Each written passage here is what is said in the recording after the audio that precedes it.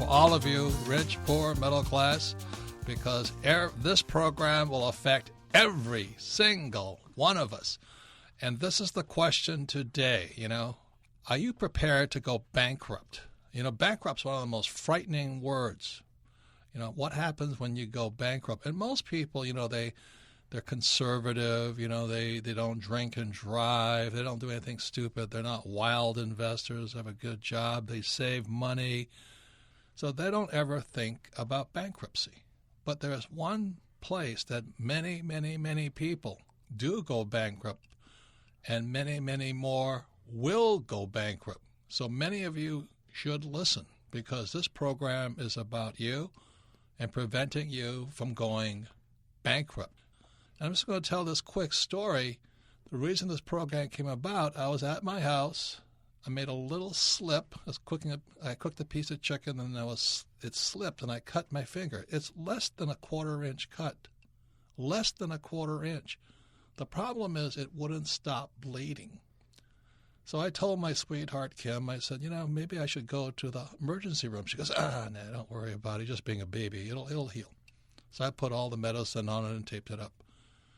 The next day it was still bleeding, so I went into these pop-up doctors called urgent cares. They just sit in a strip mall. I walk in there, I'm dripping all over her desk, and she goes, "Get out of here, we can't fix that."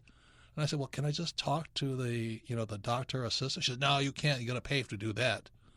I said, "Look, I just want her or his or her opinion, can you fix this?" "No, you have to pay before you can talk to this assistant." So I said, okay. So I went to the emergency room, and I felt really stupid because the cut's less than a quarter-inch long. It's just bleeding. So I go in there, I get 2 little stitches put in it, and the bill was $1,500. I went, what? So my sweetheart, again, she's not here today. She's doing a talk to women. And I said, $1,500? I said, how do regular people survive? How do you get $1,500? I had to crank out $1,500. That's a lot of money to me. How does the average person afford that? So then I go home, and my finger blows up. It looked like this, this big fat condom sitting on my. I said, what happened to my finger? So I go back to the emergency room, and they bill me for another visit. I said, yeah, but this is. I was here yesterday to get it fixed. It's not fixed. No, pay again. So I'm sitting in there, and the doctor comes in, the doctor that did the surgery, and he just runs off. He won't even talk to me. He saw that finger, and, I think he went to Mexico or something. So they sent in these 3 beautiful doctors, female doctors, and so they kind of calmed me down and said, what's happening to my finger? I came to get it fixed, but you got to pay again. I said, wait a minute. I just want to know what's wrong. You got to pay again. So I sit there, and then the one young female doctor says, we have to admit you. And I said, how much is that going to cost? $32,000 for a quarter-inch cut that got infected, and that's it. So that's this program today, and that's kind of my gripe. What would happen if I had cut my finger off? Or what happened if I got in a car accident? What if I had a heart attack? How much would that cost me? And so today we're going to be talking to a doctor who's very upset with the system, how we rip people off. Also with me today is Tom Wheelwright. He is my Rich Dad advisor on taxes, and he's going to be talking about the consequences of you getting sick and not being able to afford it. Even if it's not you, maybe it's your child. You just can't afford the health care. It'll bankrupt you. So I'm going to go back again. When I was a kid, teachers were my friends. Now they're the enemy.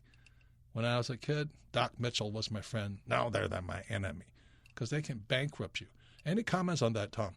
The most common reason for bankruptcy is medical. I mean, that is the most common reason that somebody goes bankrupt, and it's with the costs, as you explained. My son was in the hospital recently, and you look at those bills and you go, wow, if I've got insurance, I'm good. But if I don't have insurance, or I've got, some glitch in the whole process of having that insurance, I'm pretty much screwed. I mean, it literally can be hundreds of thousands of dollars within a week. It was $32,000 for a quarter-inch cut. One day, right? Actually, about $35,000 when all the bills were stacked up. So let me give you some 10 wildly overinflated hospital costs. These guys are ripping us off. To take a Tylenol, $15. $15 for one Tylenol. Total $345 on the average stay. You know when you go into the hospital, they say take your clothes off and put it in this bag, this plastic bag? That bag is $8. You know, I could have brought, one of my trash bags and paid less than that. They call this thing mucus recovery system. It's tissues, so you can blow your nose. $8. Gloves, $53 per non-sterile pair of gloves. It can total $5,000 during your stay, just in gloves. Every time they come in, they change their gloves. A cup of medicine, that little plastic cup? They put a pill inside? $10 for that cup. It's less than a quarter of a penny. They charge you $10 for it. This is the good one. Oral admin fee to hand you that cup with a pill in it, $6.25. Holy mackerel. We're being ripped off. Any comments on that, Tom? The challenge is, as you always say, is, what do we do about it? And so I'm looking forward to, this doctor, what do we do about this? Because I think managing our health care is very much like managing our money. We have to learn, we have to understand it so that we can do something about it. So are hospital bills like a tax write-off? Well, here's the thing. Yeah, they can be, but not very often. Most people know that you get to deduct that on your Schedule A, your itemized deductions, but only to the extent it exceeds 10% of your income. So if you make $100,000 and you have a $12,000 medical payment, medical expense, you get to deduct $2,000. You get to deduct the excess over 10% of the $100,000. So they're a little bit deductible sometimes, but only major medical expenses are deductible. So what do you know about Obamacare? Is that going to, if I had gone in there, I had Obamacare and they, $35,000 for two little stitches in my finger. Well, do you know what would happen? Obamacare has done a couple of things. First of all, there aren't maximums anymore. So you can't max out your insurance under Obamacare. What was happening before Obamacare? What was happening before is that you had a limit on how much medical expense you could charge the insurance company. And after you hit that limit, you got every single bill.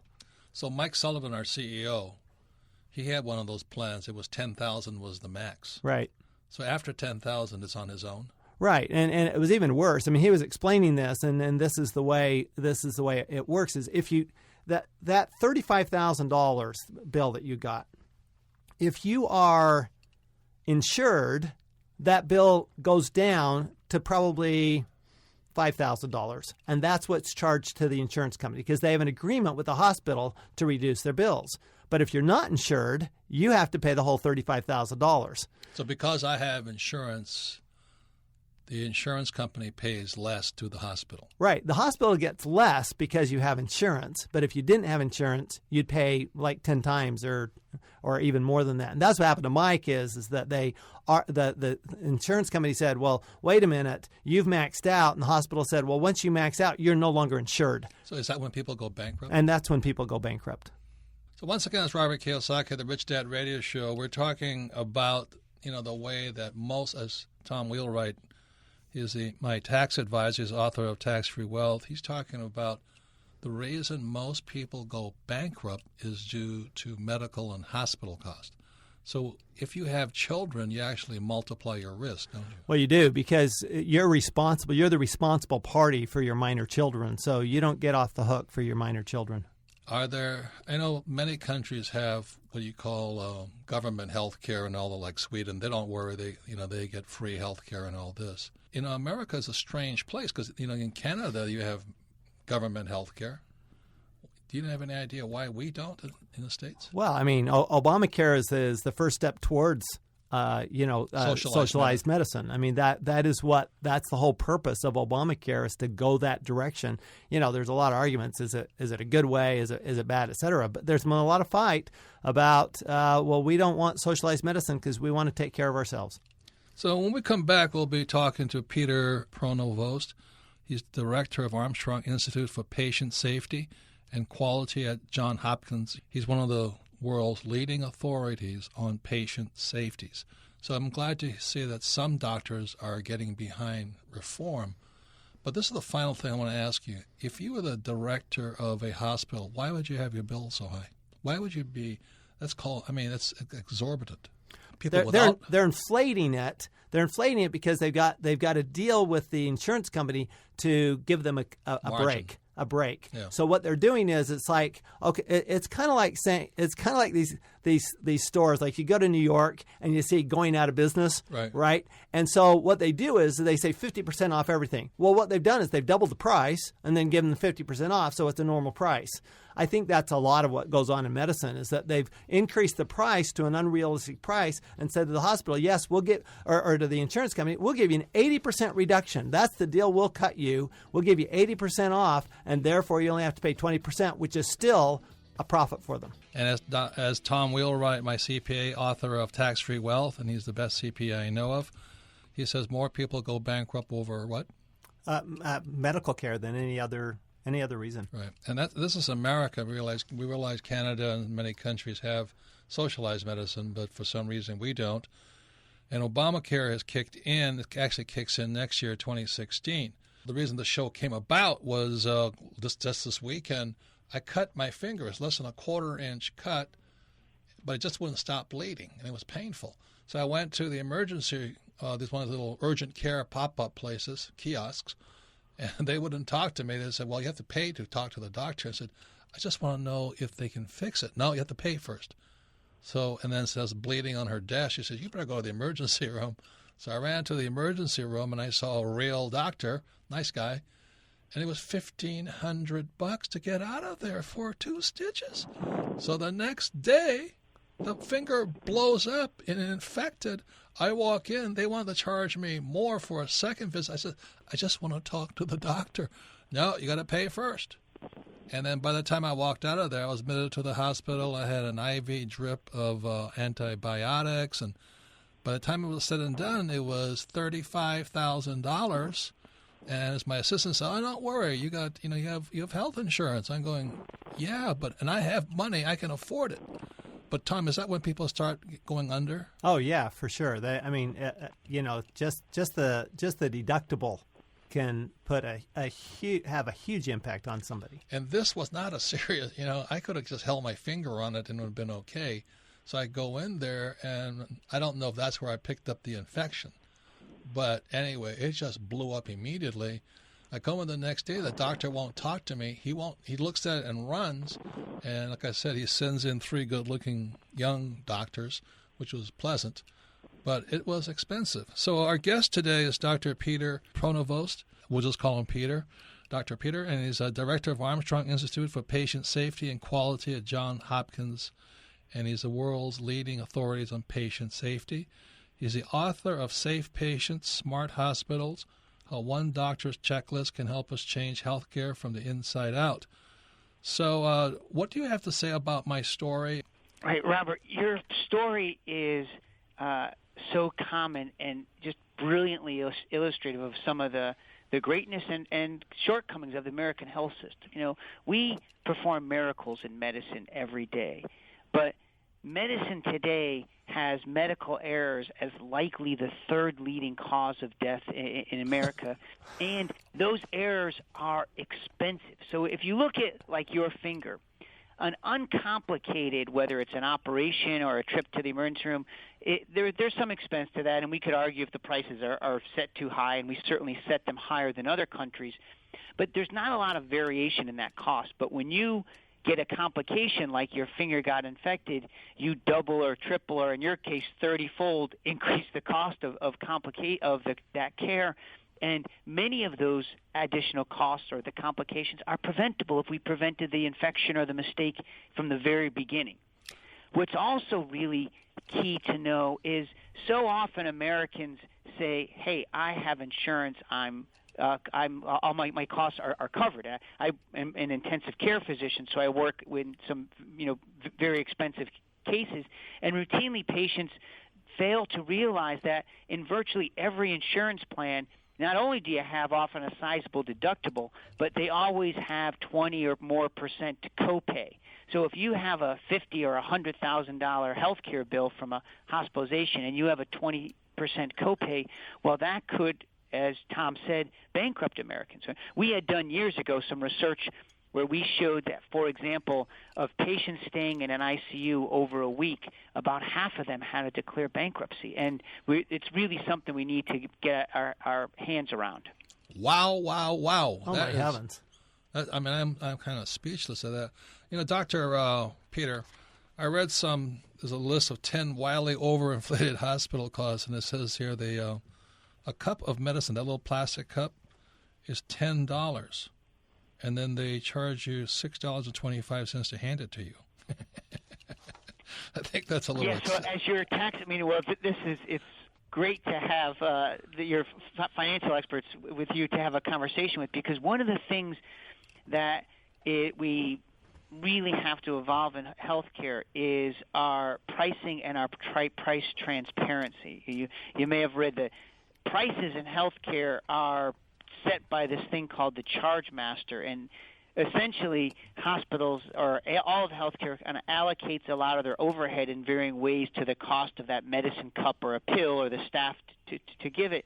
But it's a quite confusing way to allocate costs. There's really no other segment of the industry, of the financial world, that would run like that without knowing exactly what it's costing me, and importantly, what am I buying for that? And there's frankly just too few measures of quality of care that are available, so that when you go to select a hospital or a doctor, you have full information with valid data about here's what it's going to cost me and here's what I'm buying for that. And there's no other professional advisory service where you'd go to them and they wouldn't say, can I help you or not, and look at it first and decide whether to help you before taking you on as a customer. I mean, here they take Robert on as a customer without even knowing what the problem is. I mean, you'd never have that with an attorney or an accountant or some other professional. Right. Well, Tommy, you make a great point. One of the things we've been talking and writing about now is, should the healthcare function more like the financial sector? And what I mean by that is in a couple of things. One is, in financial reporting, you have the Federal Accounting Standards Advisory Boards, a group that sets the rules, and then there's auditing to make sure the books are accurate. There's a common book of truth on something like Edgar, and then there's financial journalism, where the private sector analyzes it, makes reports to what you need. In healthcare monitoring of quality, none of that exists. There's no rules. So some measures of quality are quite accurate, others are exceedingly inaccurate. There's no standards of how much they need to be, so any company could make a top 100 list, and you can be on some company's top 100 list in almost every hospital every time hour, but it's hard to know what that means because they don't have to say what measures they're using to grade you by. It's a kind of a black box, and we don't know if they're accurate or not. There's no auditing to make sure the claims of quality or the performance that hospitals have are true and accurate.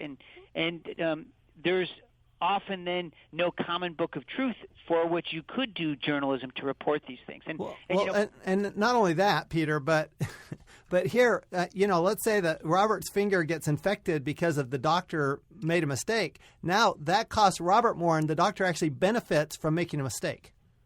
Yeah, Tom, you're so spot on. Healthcare has another really unique feature that it gets paid for its own complications and mistakes. I noticed that. Really ironic. I mentioned these complications add greatly to the cost, and for years, then what happens if you need to be hospitalized? Well, there's more services that I have to provide, and so the bill goes up, and now the federal government through CMS and private insurers are creating incentives to say, well, no, we're not going to pay the additional cost of a complication, and that movement is long overdue, but it still has a way to go because so many of these complications that we have are indeed preventable, and yet the financial incentive is not designed to prevent them. It's designed to reward them. Once again, it's Robert Kiyosaki, the Rich Dad Radio Show. We're talking to Dr. Peter Pronovost as well as Tom Wheelwright, advisor on taxes. And we're talking about what you have to do to protect yourself from the high cost of health care, and it's a leading cause of people going bankrupt. I mean, you don't even plan on going bankrupt, but, let's say you're in ICU, in intensive care, as Dr. Peter talks about, and you're bankrupt. So when we come back...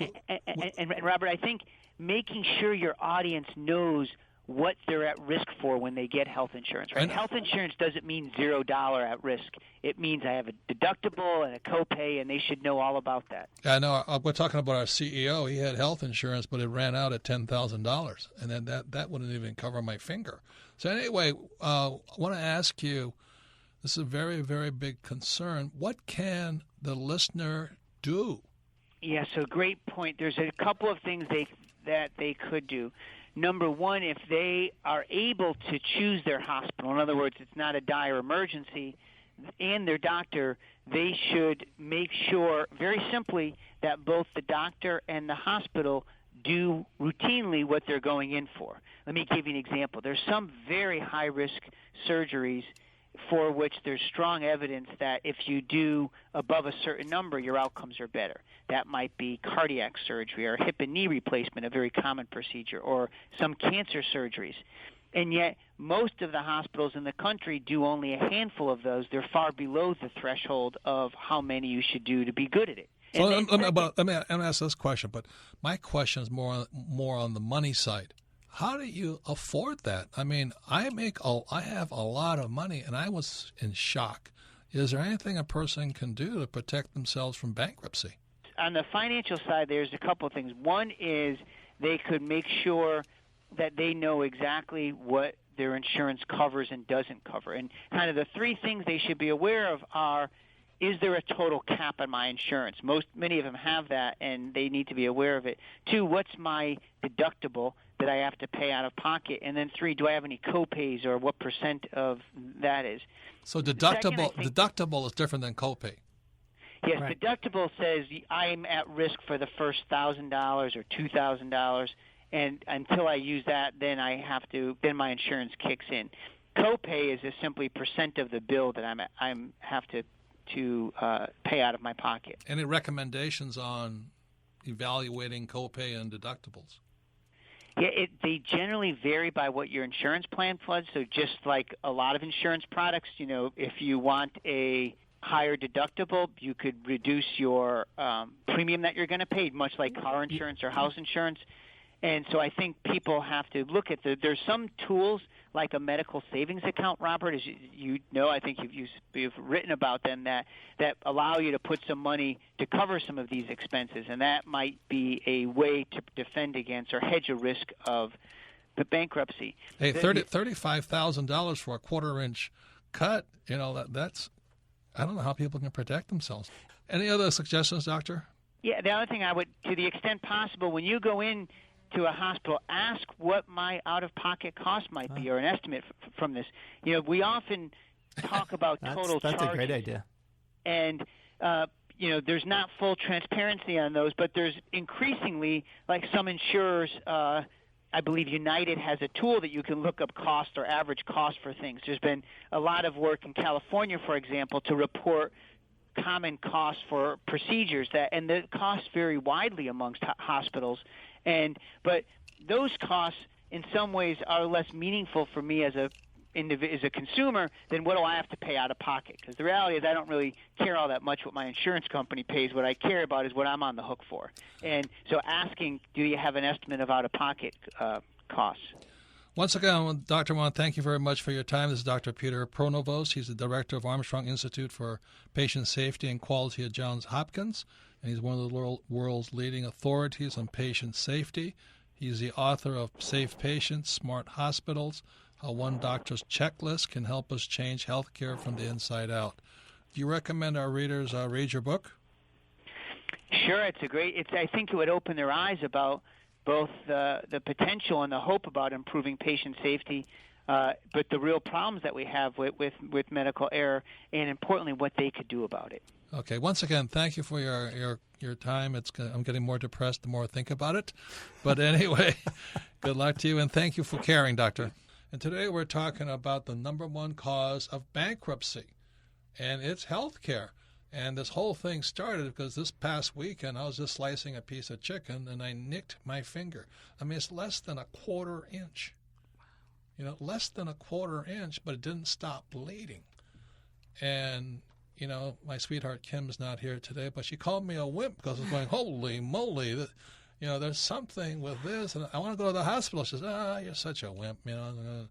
It's only a tiny cut. So I go to this emergency pop-up kiosk, and they wouldn't touch me because it was bleeding so badly.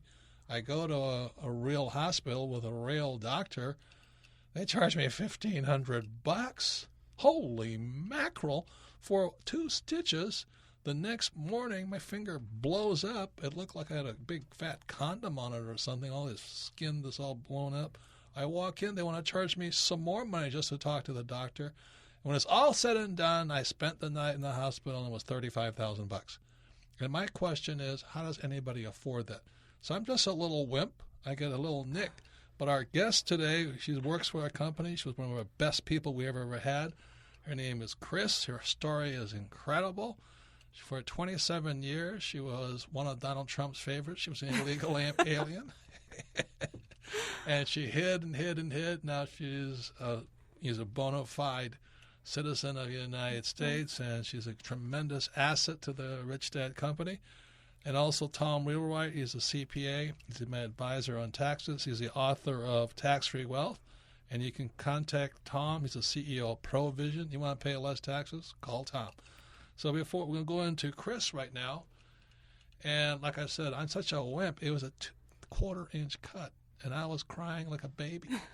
Now Chris gets shot. And that's something I've never done. I have no plans of having done. The point here is this. She's very healthy.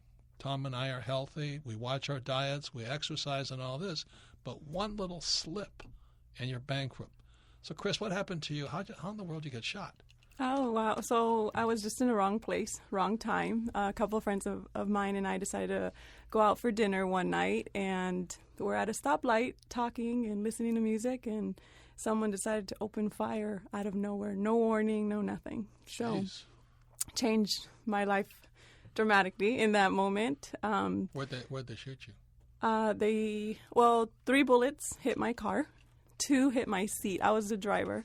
And 2 hit my seat. So 1 makes it through, and it blew half my liver and impacted my diaphragm. Jeez. In a matter of minutes. Yeah. Wow. That's split-second stuff. Yeah, we just decided to go out to dinner. And then what happened? And so in that moment, ambulance had to be called, and everything just went downhill from there. So ambulance was called, and they took me over to the hospital, and that's when reality hit. They had me in surgery for about 6 hours, and I was able to survive 45 caliber. 45 caliber? Bullet, yeah. Wow. Holy mackerel. Yeah. Holy mackerel. So I am a wimp. But anyway. Well, we were all thinking that, Robert, but thanks for saying it. No, I was really. So what were the costs? I mean, I was in ICU for 2 weeks. I was in the hospital. And that's where Dr. Peter Provenos was from, his ICU. That's what bankruptcy. Yeah, he said that 50% of people in ICU go bankrupt. Wow. Yeah, it was an expensive bill. At the end of the day, it ended up about $90,000. And luckily I had insurance. They covered about 80%, but I still ended up with a $25,000 bill. You're out of work for 3 months. So it took me that long to recuperate, and that's when short-term disability kicked in. Luckily I was employed. They paid me still 60% of my check, but even then you still have to pay your bills, and now you have this huge bill on top of that. So it took me years to work my way through and pay off that $25,000. So did the bill collection or the hospital work with you? Or who? They worked with me. It was on a payment, but now you have another bill added, another $300 a month that you have to pay until it's paid off completely. So it impacts you, and they will definitely take you to collections if you don't pay it. So you definitely want to work with them. Were they nice? Were they rude? Or they were nice, but when you ask for your itemized list, I was curious as to why this bill was $90,000, and when you start looking, they're charging ridiculous amounts for Band-Aids and gloves. They can pretty much charge you anything at that point. They saved your life, so you're definitely going to pay for it. Let me remind you of the glove charge. $53 for a non-sterile pair of gloves for a total of $5,141. Every time you see the doctor slipping on that glove, that's $53. Yeah, that's just those latex gloves that cost 3 cents. So picture them having to do that to you every day for 30 days. Jeez Christ. It racks up pretty quickly. And then, like I said, Tylenol, one pill of Tylenol, $15. You could buy a whole bottle for that much. Oh, yeah. Any comments, Tom, on this? Because it's just blowing my mind. Well, it blows my mind. I mean, we do see this. It is the most common cause of bankruptcy. Outside of a complete financial collapse, medical is always the most common cause of bankruptcy. And I was just floored when he said 50% of people in ICU end up bankrupt. And you just go, well, what do we have to do, and what do you prepare for? I mean, thank goodness Chris, you had not only insurance, but you also had short-term disability. Right, I know exactly. there are very few people who have short-term disability, so most people would not be getting anything once their vacation time ran out. Exactly, yeah. They'd be on unpaid time off, and you still, like you say, you've still got your rent, you've still got your food, you've still got all your other bills. Exactly. So once again, it's Robert Kiyosaki, the Rich Dad Radio Show, and today we're talking about how fast you can go bankrupt. I mean, you eat healthy, you can eat granola every morning, you can jog in the afternoon, and you're healthy and you're happy and all this, and wham, something happens and you're bankrupt. Yeah. So that's what this program is about, and I understand America is pretty a special case because we're the largest, we're one of the few Western countries without socialized medicine. Not that I'm for it, but after my major surgery on my little finger, I'm kind of more for it. So, Chris, what advice would you have for people? I think definitely don't ignore your bills. Definitely ask for an itemized list of what you're being charged, and they're willing to work with you. Definitely negotiate because it's not a final number. Try to negotiate as much as you can to lower, and they will work with you. Wow. What happens, Tom, if they can't pay? Their first hammer, so they have certain hammers. Their first hammer is actually your credit report, your credit score. Because if they report you as being delinquent, then that shows as a non-payment on your credit score. And your credit score can dip so much that you can't buy a house, you can't buy a car, for years. Okay? If you go bankrupt, you can't get any kind of credit for 7 to 10 years. So you're in very serious trouble if you go bankrupt. Now, medical bankruptcies, they tend to be more lenient on than any other kind of bankruptcy. So, there is a little bit of that.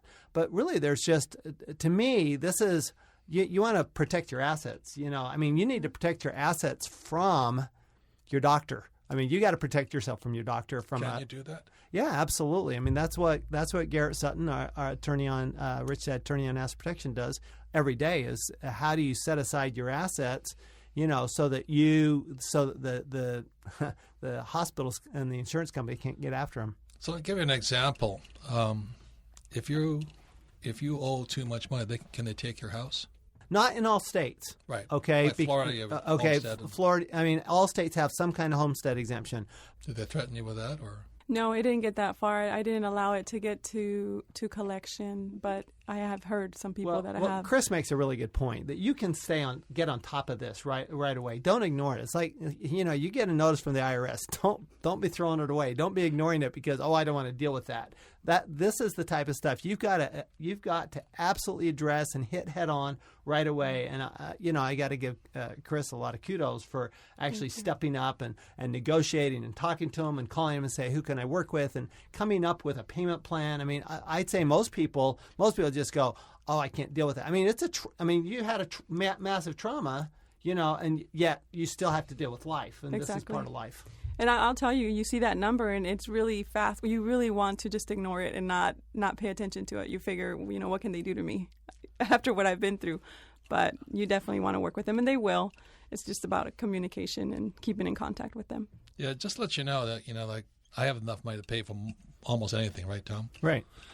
But when I saw that $1,500 was two stitches, I went, how does a regular person survive? And then when they hit me for $35,000 and at 20%, I was going out at $7,000. How does an average person making $7,000 a month survive? I have the money to pay for it. But that's why this program is on, because I'm just in shock right now.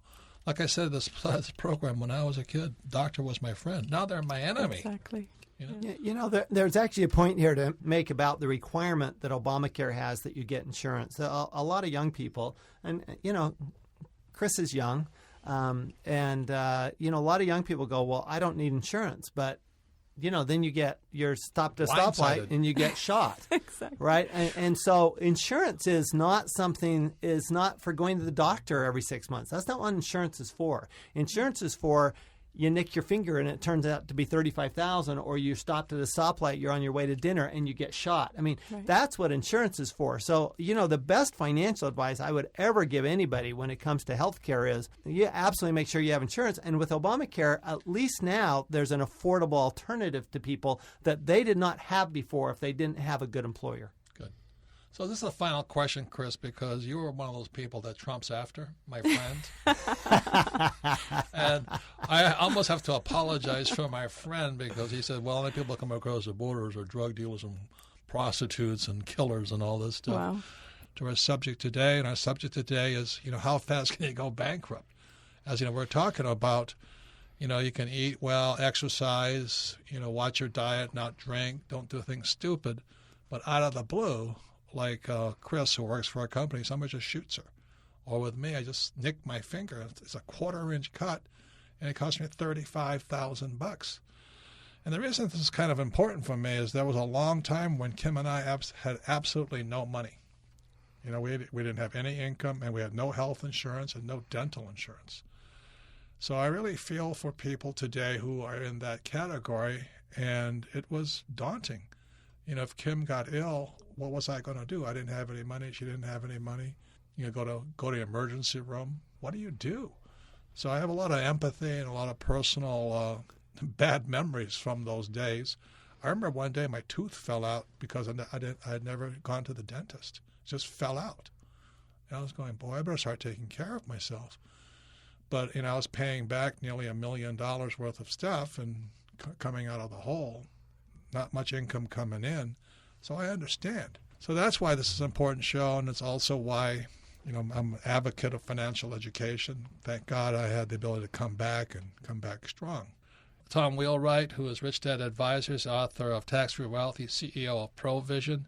For those of you who want to pay less taxes, I would contact Tom at Provision. His website is provisionwealth.com.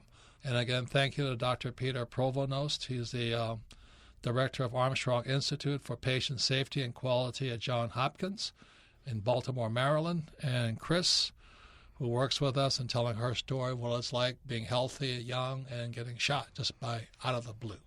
So you never know when it's going to happen, and that's why this program, I believe, is a very important program because, as Dr. Peter Provost said, 50% of all patients in intensive care have to declare bankruptcy. What do you think about that, Tom? It's just shocking. It's just shocking. I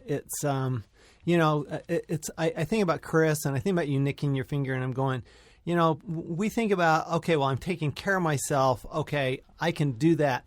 But you're not going to prevent yourself from nicking your finger, and you certainly can't prevent being shot at a stoplight. Even if you're in a good part of town, you can be shot at a stoplight. So, just being prepared for it. I mean, to me, that's the whole thing that I love about Rich Dad. It's what can I do about it?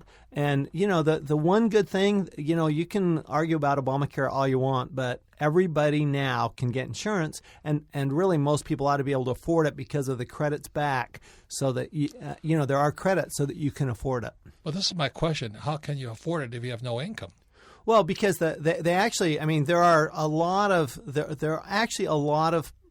ways that you can get either free insurance. If you really are indigent, you really don't have any income, and then for the Obamacare, you go in and sign up. They will credit you if your income's low enough. Then they'll pay a substantial portion of that insurance. So it really is much more affordable than it was 3-4 years ago.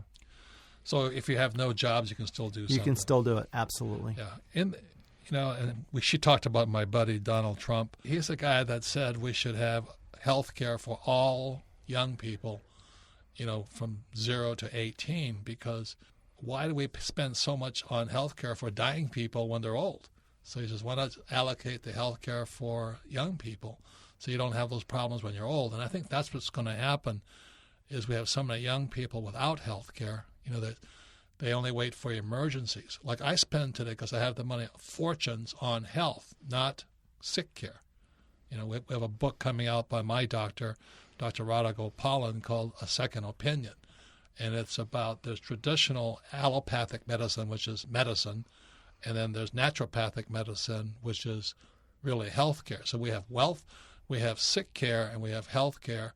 And thank God I have the resources to spend fortunes on health care. I see my naturopaths and exercise and all this stuff. But people who don't have that, they're going to go to sick care. So that's why I think this program is very important. So, Melissa, what's the first question for Ask Robert?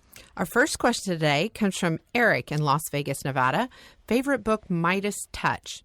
He says, Robert, what do you feel is the biggest threat to your wealth? How do you strategize against this threat? Well, the greatest threat is not being prepared for it. I am into healthcare. That's why I see my naturopath about once a month. I see my chiropractor. I see all these people to stay healthy. But that one little nick in the finger really kind of woke me up. Any comments on that, Tom? Well, yeah, I would say, just like with anything to do with your money, the better plan that you have, so you're planning for the future. You're planning for you plan as if, for example, when we do a tax return, we plan as if that taxpayer is going to get audited. Okay, they're probably not going to get audited, but we plan as if they are. Right. So we're prepared for it. And I think the same thing can be done with your health. The same thing can be done with your money. Is that if you're prepared for it and you've got that plan of action, what am I going to do? You got a lot less risk down the road. So the question a lot of times people ask is, what about deductible, high deductible or low deductible? What do you say? Well, the cost of the low deductibles is really expensive. So I'm a big fan of look at it. If you can set the money aside for the deductible, you're probably better off setting the money aside for the deductible and just having that cash set aside than paying for the higher premium, because the premium is so expensive for that $5,000 deductible. You're paying a really high premium for that. So that means if you have a choice of a $10,000 deductible or a $5,000 deductible, take the $10,000 and set the money aside? Well, I would set the money aside, but it's actually more likely that it's a choice of a $5,000 deductible or $1,000 deductible. So you're talking about $4,000. Set the $4,000 aside. I mean, that's just not that much money. Thank you. Next question, Melissa. Our next question comes from Sherry in Boston, Massachusetts. Favorite book, Rich Dad, Poor Dad. She says, what's the best way to plan financially for long-term health care for a family of 5? I have good health care with Aetna, but other than this, should I be doing something else? That's beyond my, because we don't know our financial situation, right? Well, we don't. Kids are higher risk. Well, they are, but I look at it as you got to plan for whatever eventuality you've got in your life. Whether it's healthcare or whatever. If you're wealthy, I mean, like you, Robert, you go, yeah, I paid $35,000. It was a $35,000 bill for my finger, but you can afford it. Yeah. Okay. So if you can afford it down the road, I mean, to me, the better thing is the financial education. It's better than having the insurance even as the financial education. I would definitely look at Garrett Sutton's book, right? Asset Protection. For sure. What do you want to say about that? Because you want to protect yourself because they can come after everything. Right. You got to protect yourself from the medical establishment. I mean, you really do. That when 50% of people that go to the ICU go bankrupt, that's just telling me that they don't care. They don't care about the rest of your life. They just care about, okay, well, pay your bill. So Garrett Sutton's book is Pay Attention. Own Your Own Corporation. He has a number of books, right? There are a number of books on asset protection. But the basic book, it's the same as protecting yourself from a lawsuit, and it's Garrett Sutton. And I would definitely look into it because they'll come after you. I've seen people lose everything. Yep, no question. So Garrett always has a thing. He says sole proprietor means someday you'll lose everything. Right. That always rings in my head. So you should at least have an LLC or an S corporation. Well, and you can look at trust planning, estate planning. There's all sorts of things you can do to protect yourself. In addition, don't forget long-term care, because when you're old, okay, you're going to have a lot of medical expenses. Like you were saying the other day, Robert, most people lose everything the last 2 years of their life because it goes to medical expense. And I've been doing my best to talk to Kim because, why do I need long-term care? I'm healthy. I said, that's when you get it. Right. Right now it'd be tough for me to get long-term care because, I'm a walking body full of bolts and things and rickety and all this. So you want to buy insurance before you need it. So what is it called again? Long-term care health insurance. It's like my Long-term care mother-in-law. insurance. She doesn't really have to worry because her husband took out long-term care for her. And that means they'll pay for a full-time nurse to come in and live with her, except she doesn't want to live with his nurse. But anyway, if you don't have that, then you're indigent, I guess. Huh? Right. So long-term health care, when you're healthy, do it now. Next question, Melissa. Our next question comes from Susan in Buffalo, New York. Favorite book, Rich Dad, Poor Dad. What effect do you see on patients with all these mergers in the healthcare industry? That's beyond my scope of my meager brain. Any comments on that, Tom? The analogy I use is the airline industry. When the airline industry merges and you get fewer airlines, what do you have? You have higher pay. You pay more for your tickets, and you right? don't get those free peanuts. You know what I mean? Exactly. Right. So I mean that's obviously what will happen is that it becomes more of a monopoly or oligopoly. Then what happens is that there's less pressure on on how much they charge. Well, the big thing is not longer health care. It's run by the insurance companies. It's not run by the doctors. And we were talking earlier, the doctors are quitting in droves, right? Oh, they are. I have clients right and left that are doctors that they're the reason they love Rich Dad and the reason they come to Provision is they go, I want to be financially free so I don't have to be a doctor anymore because Medicare keeps cutting, what I get paid. And so they're not getting paid nearly as much as they used to. But clearly, healthcare costs are still going up. So the pharmaceutical companies, insurance companies, and hospitals. Let me just say one more thing, because I'm not saying this is going to happen, but my doctor said to me he can see it coming, is that it's going to be run by CPAs. He says healthcare is going to be run by accountants. I don't think there's any question. Unless we want to keep ballooning healthcare costs, we're going to have some budgeting. That means your friendly doctor will say, I'm sorry, I can't treat you. I got to ask permission from this administrator who's a CPA. Oh, I think that's already happening. Yeah. So that's why my friend who's a doctor is getting out. Which means there'll be fewer doctors and higher costs. Next question, Melissa. Our next question comes from Andrea in North Carolina. Favorite book, Rich Dad, Poor Dad. She says, I exercise, I eat well, I take care of myself, all trying to avoid getting sick. There are people out there who don't take care of themselves and I feel live off the system. My question is, why won't my insurance pay for my gym membership or reward me for taking care of myself? Do you see this changing in the future? Shouldn't people get rewarded for living well, either with a tax break or a health insurance break? Well, the problem is that makes sense. Why do something that makes sense? Any comments on that, Tom? Well, I mean, she brings up a good point. You don't get a tax deduction for it either. If you want to really know what the policy is of the United States, the policy of your government, look at the tax law. And the policy of the government in the tax law is you get a deduction for sick care, not for health care. And if that's the policy of the government in the tax law, it's going to be the policy of the government with every other aspect. Right. So once again, thanks for your question. You can submit your questions to AskRobert@richdadradio.com.